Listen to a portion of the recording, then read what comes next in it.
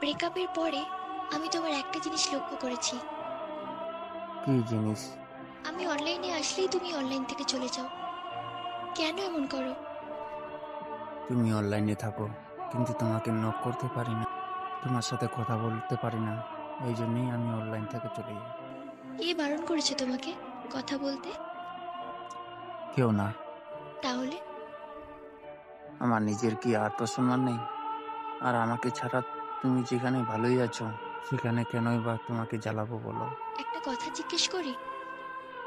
তোমাকে কোনো কিছু জিজ্ঞেস করার অধিকারটা আমি হারিয়েছি, কিন্তু আমাকে যে কোনো কথার অধিকারটা এখনো তোমার কাছে আছে। তুমি ভালোবাসো আমাকে? কখনো নিঃশ্বাস না নিয়ে থাকতে পারবে? না, সেটা কেউই পারবে না। আশা করি তোমার উত্তরটা তুমি পেয়ে গেছো। আমি তো তোমাকে ছেড়ে দিলাম, তবুও কেন আমাকে এখনো ভালোবাসো?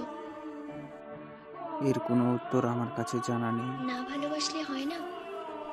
মরে যেতে বলছো আমাকে? ক্ষমা করে দাও আমাকে।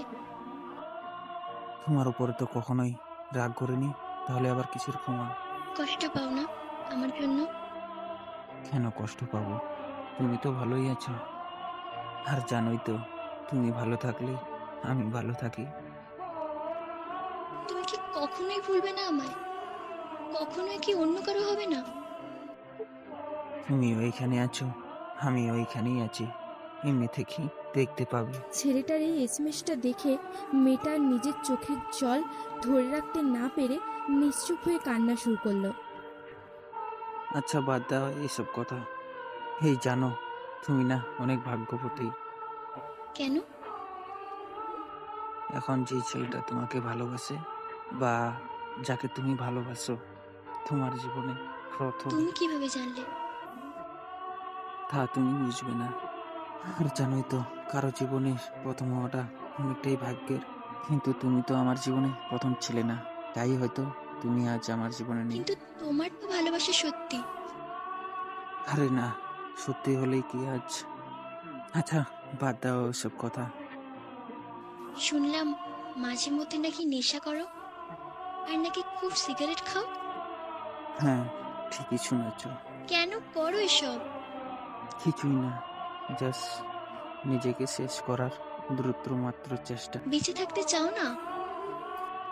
চাইতাম এক সময়। আজ থেকে তুমি এসব খাবে না, আর আমি জানি তুমি আমার কথা শুনবে।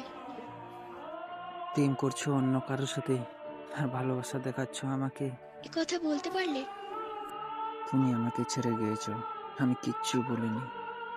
কিন্তু তুমি যদি আমার সাথে এইভাবে কথা বলো, তাহলে তো ওই ছেলের সাথে বেইমানি করা হবে, যেটা আমার সাথে হয়েছে।